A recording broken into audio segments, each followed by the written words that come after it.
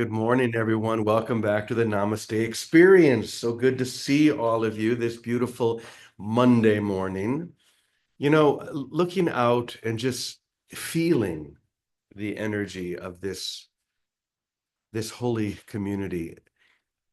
There's a soft, gentle, sacred light that descends here every morning. Do you feel that? See. There's a sacredness to this moment that we join because we have the intention, the single intention to be lifted.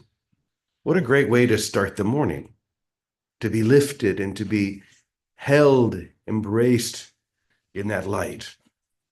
I think this is one of the reasons why this community works so well.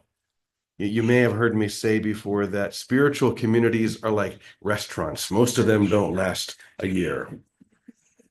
And it's true because so often we've got to figure things out. Who's going to lead? Who's going to follow?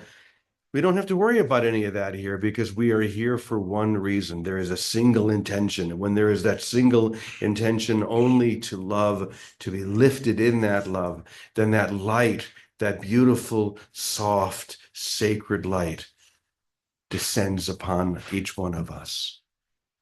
So this morning, as we begin, I want to start off with a song, a video, another video that I've made thanks to our friend Mark, who is, by the way, going to be teaching people how to do this. Was it Thursday night? Yes. Okay. Thursday night, Mark's going to be sharing some stuff here in the evening. But I wanted to share this video because I think it really captures the energy that I'm feeling with Namaste Village this morning. So sit back and enjoy. Pull it up here.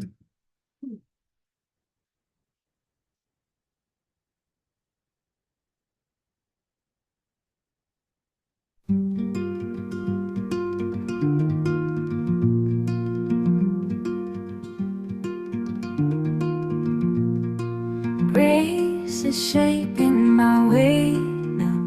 Yes, grace is shaping my way. I live and breathe in your light now, for your grace ever shows me the way. Love is leading me home now. Yes, love is leading me home. And I pray you'll show me the path now, for love is leading me home. Home like a river that flows to the ocean. Home like a star that shines through the night. Home like the wind blows with sweet devotion, holding my heart in a soft sacred light, a soft sacred light.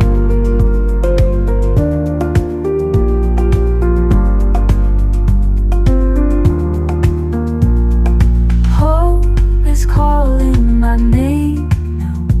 Yes, hope is calling my name. And I trust the light of its flame now, for hope is calling my name. Hope like a river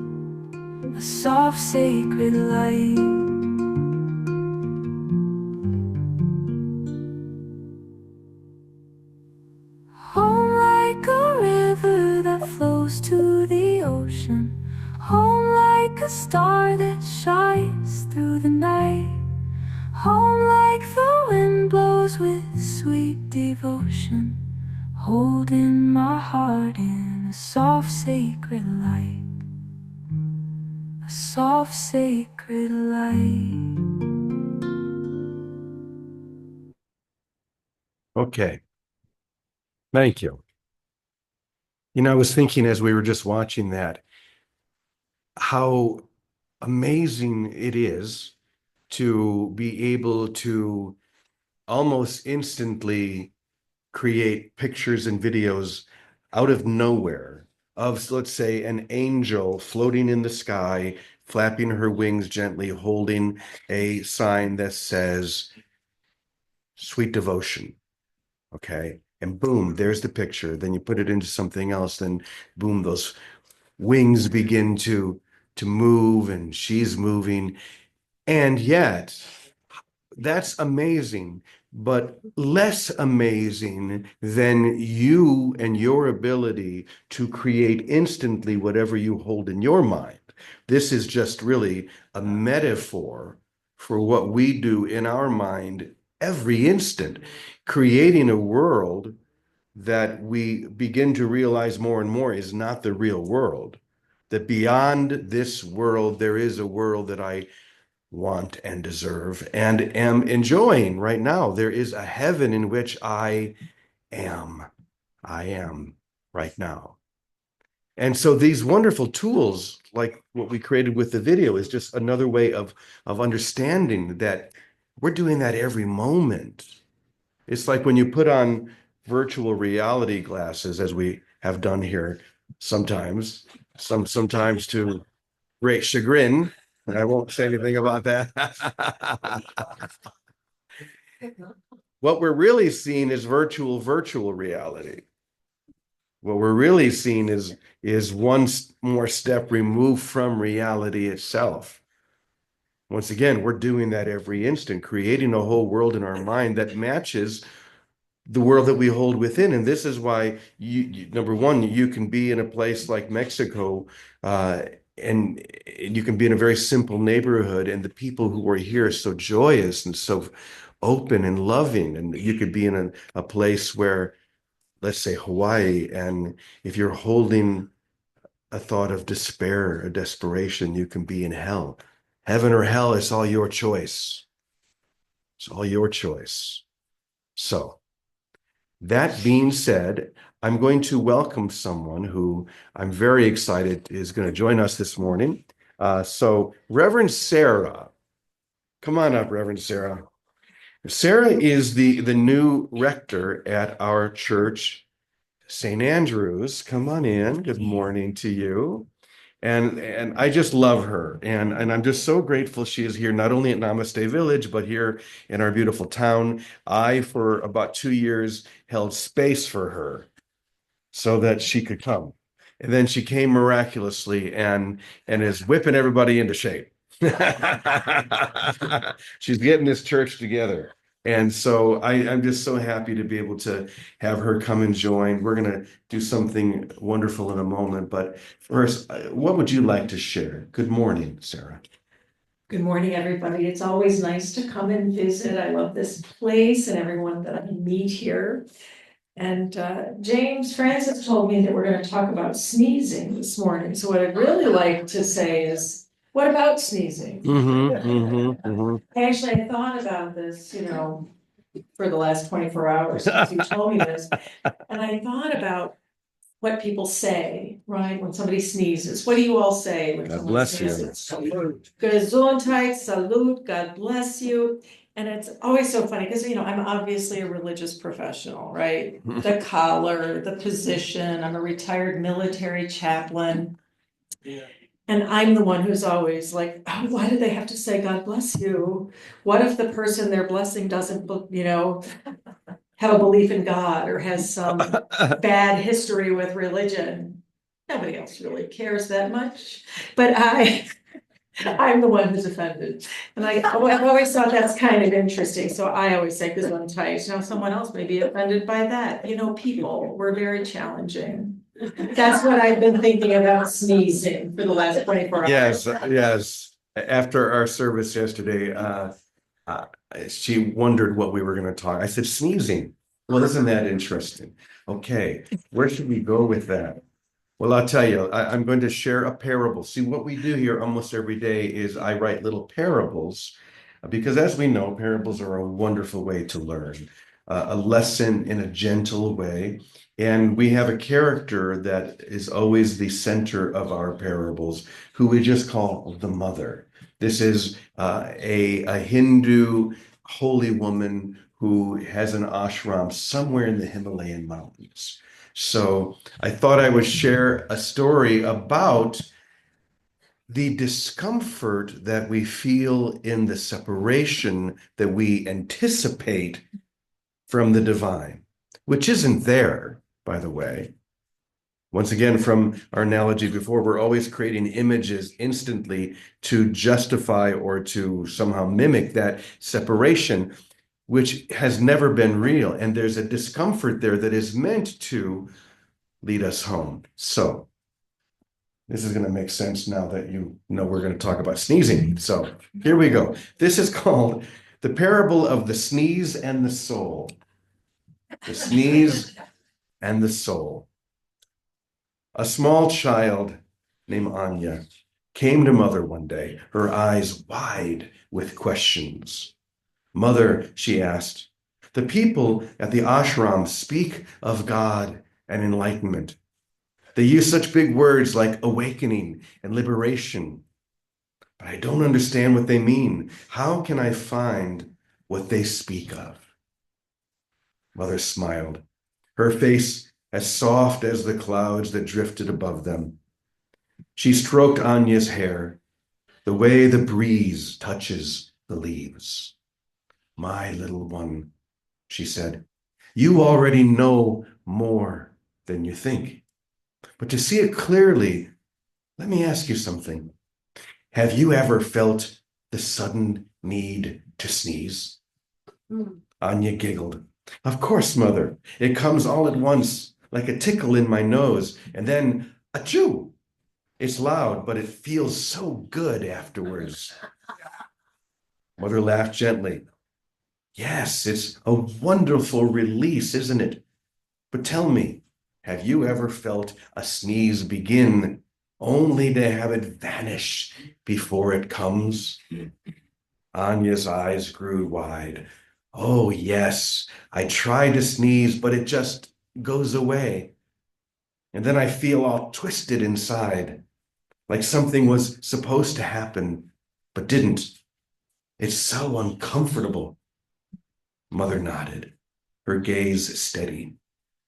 That, my love, is how the soul feels when it longs for God. Anya's laughter faded as she listened. You see, Mother continued, we all feel that pull, like the energy of a sneeze rising within us. It's the call of the beloved. It urges us to return, to awaken, to remember the love we never truly left. But just as we reach the moment of release, just as we might surrender into that joy, we pull away.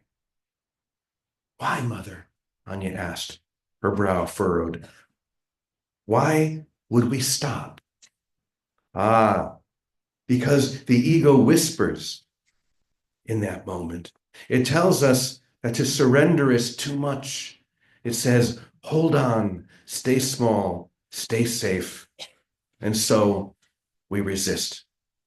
We suppress the release. And what remains is a terrible sense of incompletion, a longing that lingers like a sneeze that never comes. Anya sat quietly, tracing patterns in the dust with her finger. But what happens if we don't pull away, Mother? What if we let it happen? Mother smiled, the light of 1,000 dawns reflected in her eyes. Then, my child, then we remember. Just like the relief that comes when the sneeze breaks free, the soul too feels a great release, a freedom beyond words. That is what sages call enlightenment. But it is not something that's far away. It's simply the end of resistance. It's the moment you say yes to what has always been calling you. Anya's small hands rested in Mother's. And how will I know when that moment comes, she asked. Mother leaned in close, her voice like a soft rustle of leaves. You will know, beloved, because it will feel like coming home. And the laughter that follows will be the sound of your own heart, remembering the truth. The breeze carried their laughter across the ashram, and somewhere in the distance, the wind stirred the petals of the jasmine flowers, as if the whole world sighed with joy. And though Anya did not have all the words, she knew that something had shifted. The longing she had feared no longer seemed like an ache. It felt instead like an invitation that she would one day answer. So that's the sneeze. It's the end of resistance, as Mother said. The end of resistance, the moment you say yes to what has always been calling you. Call it enlightenment, call it illumination, call it grace, whatever you want to call it. But when we stop resisting that pull of the divine toward the truth within us, that's always within us, it is kind of like a sneeze that finally lets go. The saddest, this came to me the other day because I had a great big sneeze. And it felt so good. And then I had one, it was right there. And then it disappeared.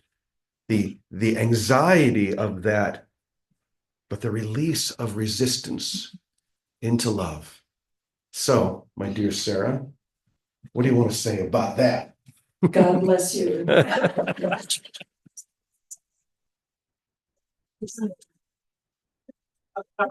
I love that parable, and I think about all of the times that we get nervous about something that we're being pulled toward, right?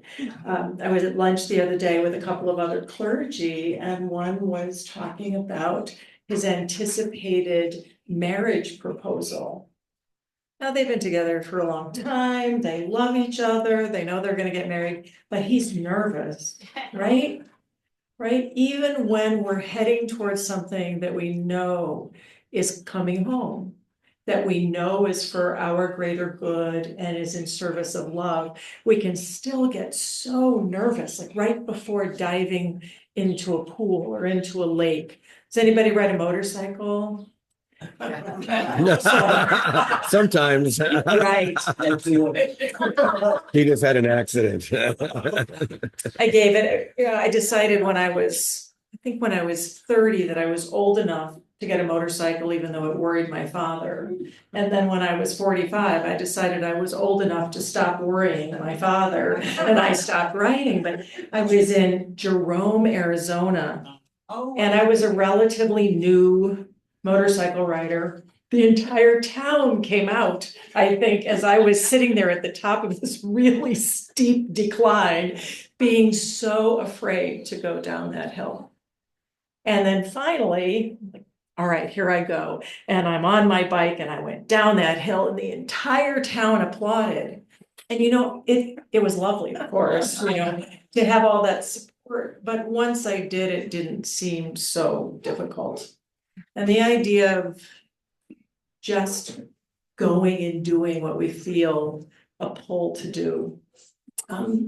It's an amazing thing, and so many of us just don't ever do it, right? Because of judgment, because of all of our other obligations, because of what if it doesn't work out, all of those things. And I think that those invitations from love are in all of those pullings, even if it's something like, wanting to try cooking something new.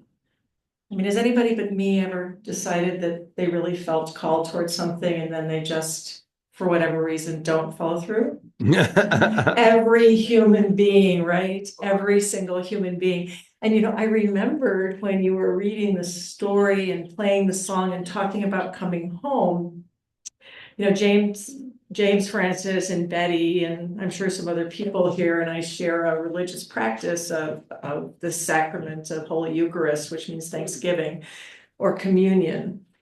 And I like to think of that as coming together around, God's dinner table with our dead grandmothers and our great grandchildren who haven't been born yet, and our former enemies and our future enemies, because we all have them as we go through this life, and coming together around that. And many years ago, I asked my brother Michael, who you remind me of, by the way, to write a communion song for me, because I was at a military base with all these young people. And he wrote a song called Welcome Home. And that was his idea of coming to the communion table, of coming to sessions like this, was this is a welcome home that we do with each other, for each other, with the ultimate love, and, with and for ourselves whenever we do it. And, it says, welcome home, my joy is overflowing. Yeah. Right? So that's the divine speaking to us and through us to say that every time we do come home. Has anybody ever been to church like on Christmas or Easter and gotten reprimanded for only going on Christmas or Easter? I just don't get it. I mean, I thought home is where you go for the holidays, right? Even if you're not there other times, because it's always about a homecoming and a welcome home. I love when people leave Namaste Village, they're gone for a while doing whatever it is they're doing, and then they come back and they say, I'm home. This feels like home. And we all know that. And we maybe wonder why that feeling is so strong here. One, because we do share that single intention that we mentioned before. We could just simply say that single intention to dissolve into love, right?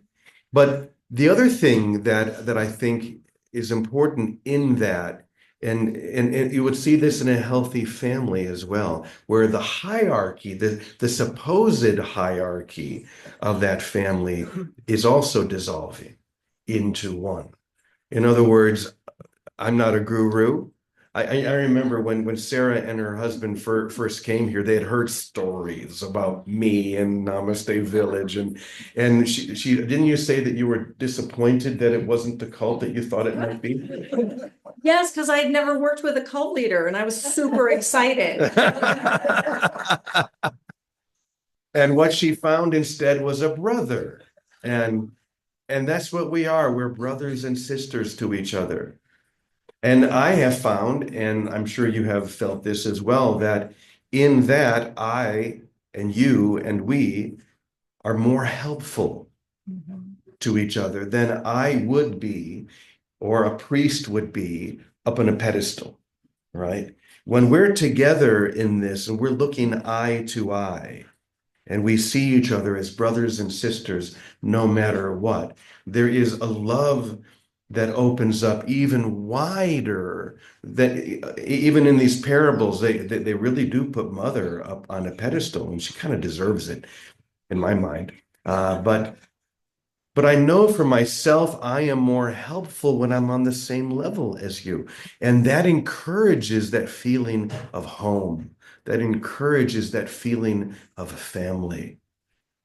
That helps us to open. That's why when you leave and then you come back, you just feel like you're just settling in and you can open again.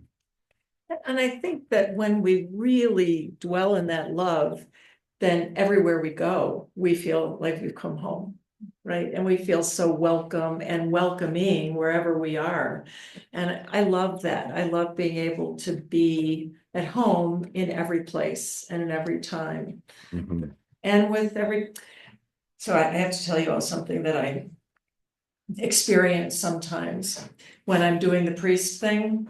Because, we all have our beliefs, and our beliefs and our practices are often a little bit different. And the literature there's been a scientific study of religion over the last few decades. It's really very interesting. And it shows that beliefs divide and practices unite. So I really don't care what anybody believes. I really only care what they do. But a lot of people in our culture do care what people believe. Mhm. And okay, fine. I still really don't care what people believe. I only care what they do. But I recognize that belief is very important to some people. And I'm always amazed when I'm serving communion at the altar. And I sometimes think, oh my goodness, I actually love these people. It shocks me because so much of like doing church, doing community is, did the housekeeper come? And is the electricity on? Is the water working? We know Right? that, yeah. Right, and who's expecting us to be somehow different than they are because we're priests and blah, blah, blah, blah, blah. And yet, when we do these practices, there's this amazing love that is able to grow up and surround us even in the midst of all this belief stuff. Belief stuff, yeah. Who cares what you believe? I love that. What I care is that I care that we love each other. And that's enough. So that's what brings us home. And we're going to close here with someone who is on her way home, someone who is going to be home before we know it. In fact, tomorrow. So Vicky, why don't you close us up? Thank you, Brother James, and so nice to meet you. It's been really wonderful to hear your little stories. I love seeing you at the top of that hill going down in Jerome with everyone at the bottom. That was a good image. And thank you for the love that is our home, that takes form at this little village in Ahihi. And the truth is, we do bring home with us. Wherever we go, when we live in love, we bring home everywhere. But to bring it and then also to jump into it already thriving is like going to Disneyland for a kid. It's like, oh my gosh, it's like the big explosion. So I'm really excited, and I'm really grateful that we are a family and that there are no gurus and there are no authorities except the love that's in all of us. And it's how we live and how we stumble and fall and help each other up. No big deal. So welcome, Reverend Sarah. Welcome, everybody. And I'm excited to see you all tomorrow. And I'm going to make sure I keep that experience of home at the airport when I have to switch planes. I lots of times get lost trying to find the other terminal. So keep that with me tomorrow, and welcome that sneeze. Great parable today, James. Thanks. Thank you both. Thank you, everyone. Love you all. Thank you, my dear. Have a good trip. We'll see you tomorrow. All right. Any final words? Very happy to be here and feeling the love. So God bless you. And God bless you. Thank you, so much brother. for joining us. And to that we say, Amen, Amen, Amen, y punto. God bless you all. Have a beautiful day. Namaste.